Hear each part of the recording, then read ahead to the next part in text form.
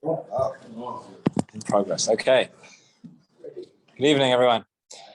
So last night we spoke a little bit about Tosefet Shabbat, meaning the time on Friday, which could be Shabbat or could not be Shabbat. We spoke about the case where somebody who, for them, they had not yet accepted Shabbat. Could they make Kiddush for somebody else who had accepted Shabbat?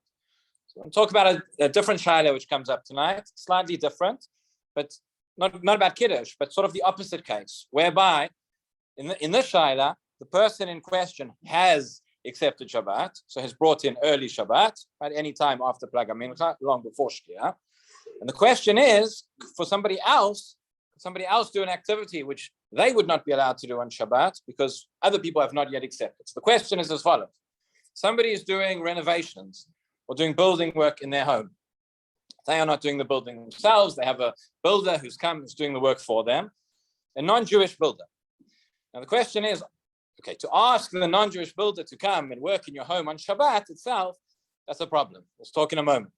But what happens if the worker is there on Friday, wants to carry on working, wants to finish the job, again, before sunset, before Shabbat proper comes in, but the homeowner wants to bring in early Shabbat that week.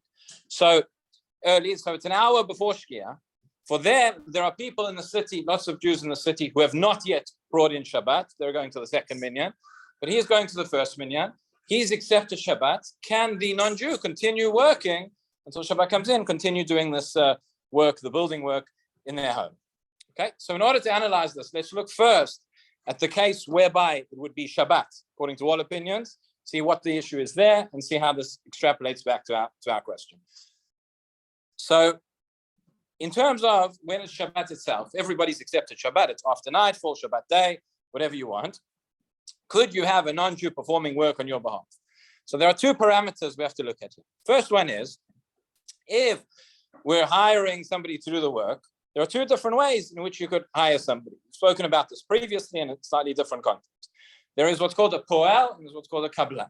So if you're hiring the worker and he's being paid, the job is by the hour. I'm hiring you to work for 3 hours. That's the job. However much you get done in those 3 hours, that's what you'll get paid for. That's what you're being hired for.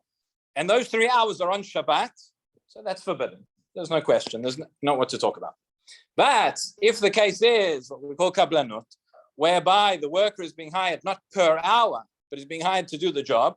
Let's say I have a piece of equipment that broke, my computer broke, and I want to give it to somebody to fix. I'm paying them in order to fix the computer, not per hour, but for the job. The job's going to take an hour. I give it to them, I say, I need the computer back in a week. So it's feasible that they could perform the job whenever they want. If they're not Jewish, they decide that they want to spend that hour on Saturday, they can use that hour on Saturday, so long as I'm not forcing them. If I give them the work on Friday afternoon, I say I need it back Saturday night, so obviously that's the only time they can do it. But if there's a reasonable amount of time, then that's kablanot, and that would be accepted. It says the Shulchan Aruch in Siman Reish Mem Daled, he says if you give posek adam imayno Yehudi ala melacha v'potetz damim ve'ino Yehudi oseh la'atzmo, right? You give him the work to do, and there's a certain fee which is fixed, and he decides when he wants to do it. That would be permitted. That is parameter number one. However, not in your house. Yeah, that's what I'm about to get to. Okay. However, that is all said when the work is being done, but when it's being done in private, when it's being done in his office, in his house, wherever it is, nobody can see. It's not clear and obvious and public that he's performing the work on your behalf. If the work is being done in your house, or even if it's not being done in your house, but it's being done in a public way, people can see it and people will know it's obvious. He's fixing your car, whatever it is, and it has your name all over it. And anybody who walks past knows that he's doing this work on behalf of a Jew. Then, even if it's kablanut, that would be forbidden. Why? Because we have a problem here of marit ayin. Meaning the Shulchan Aruch says that people are going to see. They don't know that there's been kablanut. They don't know that. All they see is that there's a non-Jew on Shabbat working on behalf of the Jew, and that's going to be an issue. It's on marit ayin. But if Shulchan Aruch continues, if it's outside the Tchum, and there's no other Jewish cities there, and outside of the Tchum Shabbat where Jews can't go on Shabbat and won't be there, and they won't see it, then it's permitted. An interesting anecdote here of Nebenso, in the old city.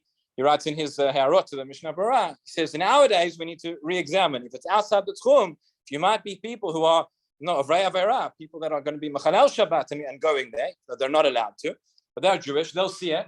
He says, maybe then it would not be permitted. But in any event, so those are the two basic distinctions that we have. And again, going back to our case, so we would think it's in one's home, therefore the problem of Marit Ayin would apply. That would certainly be if it's on Shabbat. But now we're saying that it's not on Shabbat necessarily. It's during Tosefet Shabbat. It's during the extra time before when I've brought in Shabbat early, but not everybody else has. And is there an argument to say people will come past, people will see that this work is being done in my house. They don't know that I've gone to the early minyan. They might think I've gone to the later minyan. So a very interesting precedent for this, whereby this is not Marit Ayin necessarily, because it might be that I've done it in a permitted way. Yesterday, we spoke about cases. We spoke about Shabbat. We spoke about Purim. We spoke about cases where different people have got the same chiyuv, but at a different time. Doesn't apply, right? So we gave the example of Purim, whereby for some it's on Yud Daled, some it's on Tetvav. The other classic case, which the poskim bring, whereby you have the same chiyuv, or maybe not quite the same chiyuv, it applies for different people, different times, is Yom Tov Sheni Shel Galut. Right, the second day of Yom Tov in Chutz La'aretz. If we have a Ben Eretz Yisrael who goes and is visiting in Chutz La'aretz, okay, he's gone for a short time. His intention is to come back to Israel. He's judged as a Ben Eretz Yisrael, meaning that the second day, at least in terms of the mitzvot aseh, in terms of tefillot, in terms of things like that, is not actually Yom Tov for him. Okay, in terms of doing malacha, that would still be forbidden. Right, Ben Eretz Yisrael comes in Chutz La'aretz, certainly not before Hesia, can't do any malacha, according to most poskim, vast majority of poskim also, but Sinah as well, cannot do malacha on the second day. There is one exception, which the Radbaz brings, and it's brought in the Mishnah Berurah and a number of poskim. The exception is the following case. When you have, people in Chutz La'aretz refer to as the dreaded 3-day Yom Tov. You have Yom Tov, which comes on Thursday and Friday, and then the third day is Shabbat, so 3 days in a row. So Yom Tov Sheni is on Friday. In order to prepare, as we know, when Yom Tov falls on Erev Shabbat, in order to prepare to cook from Yom Tov to Shabbat, one needs to make an Erev Tavshilin. So in order to cook on Friday for the sake of Shabbat, one would need to have made an Erev Tavshilin. If a Ben Eretz Yisrael is visiting Chutz La'aretz, okay, and has not made an Erev Tavshilin, as wouldn't have, so the Radbaz says he's allowed to cook on Friday, right? You're allowed to cook on Yom Tov, even though they haven't made an Erev Tavshilin. So if you were a Ben Chutz La'aretz, you would not be allowed to. Why? Because he says if the reason is Marit Ayin, people are going to see you doing malacha. So nobody knows. People can assume that you've made an Erev Tavshilin. There's nothing in what you're doing that's indicating that you're doing an Isur, because people who live there can cook as well because they've made an Erev. So people can assume that you've made an Erev as well. By the way, this relates to the question yesterday. What would not be permitted is if the Ben Eretz Yisrael was to make before Yom Tov, was to make the Erev Tavshilin on behalf of the people there. That is a problem because he doesn't have the chiyuv. Relates to what we discussed yesterday. But based on this Radbaz, okay, which says, again, he says there's no problem here of Marit Ayin when you're cooking without an Erev Tavshilin, because people could think that you've made an Erev Tavshilin. So too in our case, we could say that people can see that the work is being done in your home. It's not yet Shabbat. Maybe there's no Marit Ayin because they think that for you it's not yet Shabbat. What about if you come home from you go to the early minyan, right? You have some guests or family members, whatever it is. You come home after shul, and the hammers are banging away and the construction work's still being done. So we can't say that people can say you haven't kept Shabbos yet. They're with you, they're in your house, they know you've brought in Shabbat. So therefore, seemingly there would be a problem of Marit Ayin in that case. So nonetheless, maybe there is another leniency to look at over here, which is the following. What we've been discussing until now is the case whereby it was on Shabbat, right? We've been extrapolating from the reason it's forbidden on Shabbat to the reason it's forbidden if beforehand, when you've brought in Shabbat, but it's not Shabbat for everybody because of Marit Ayin. However, the Ramah in Siman Reish Samech Aleph brings the following halacha. He discusses the case of Bein HaShmashot, and then he says this. Shulchan Aruch discusses, and then the Ramah adds the following case. He says, so somebody brought in Shabbat early.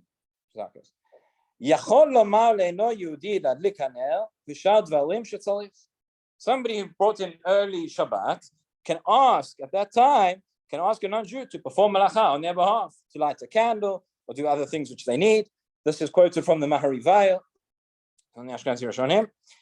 The Mishnah Berurah adds here, he says to light a candle. So you might think this is a special dispensation for mitzvah activities. As the Mishnah Berurah, he says, no.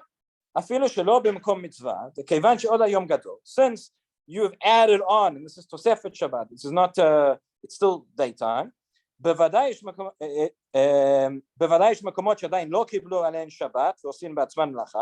at this time there are places, there are other people who have not yet accepted Shabbat and are still doing melacha, he says, the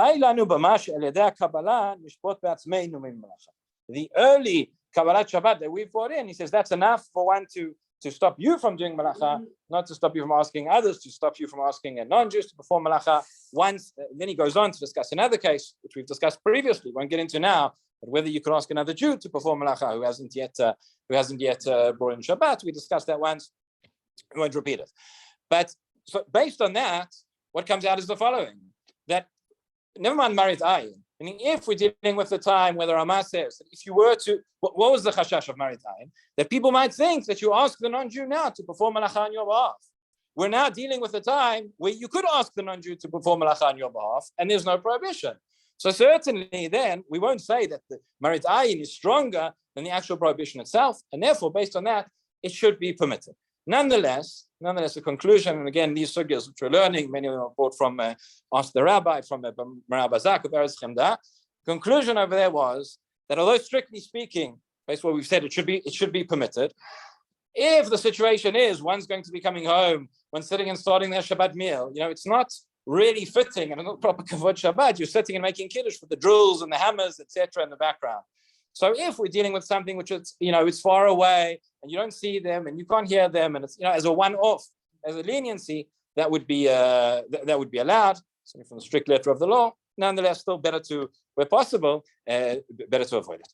Rabbi Kenigsberg,